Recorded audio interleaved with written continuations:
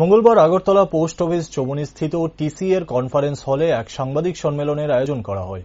উপস্থিত ছিলেন Lance Klusener সহ অন্যান্য টিসিএর কর্মকর্তাগণ।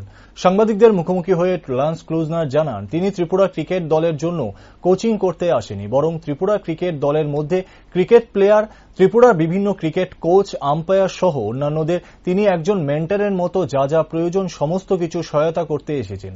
কারণ তিনি মনে করেন ক্রিকেট প্লেয়ার, কোচ, আম্পায়ারদের সহায়তার দ্বারাই নিজেকে স্বনামধন্য একজন প্রতিষ্ঠিত ক্রিকেটার হিসাবে মনে করবেন আগামী দিনে।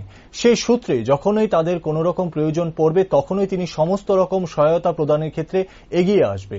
এমনকি সাংবাদিকদের প্রশ্নের দরুন ওনাকে জিজ্ঞাসা করেন যে 3 দিন যাবৎ আপনি ত্রিপুরা ক্রিকেট স্টেডিয়ামগুলি পরিদর্শন করেন, কি রকম সুবিধা অসুবিধা পরিলক্ষিত করেছেন। তার বিনিময়ে তিনি একটু হাসির খোরাকে বলেন, আগে সূর্যের দাবদাহকে একটু কমে যেতে বলুন, তারপর বলবো।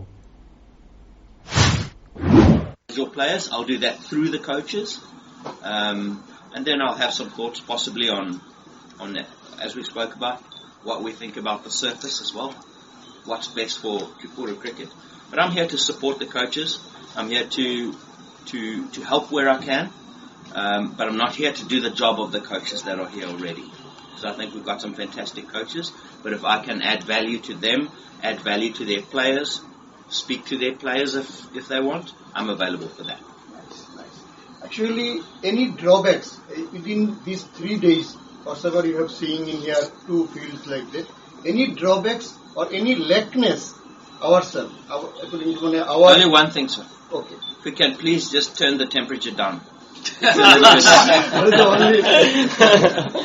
আমি সেক্রেটারি সাহেবকে একটা প্রশ্ন